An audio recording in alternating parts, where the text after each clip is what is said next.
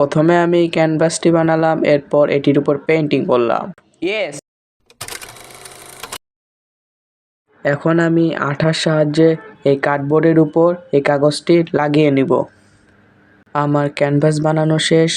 এখন আমি ক্যানভাসের উপর পেন্সিল দিয়ে প্রথমে হালকা দাগ দিয়ে দুটি ফুল এঁকে নিব। পেন্সিলের দাগটি বোঝার জন্য আমি মার্কার দিয়ে এই দাগটি আরো মোটা করে নিব।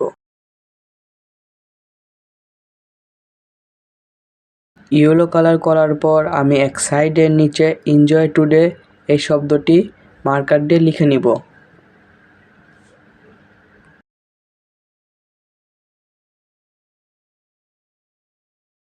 আমার পেন্টিং করা শেষ।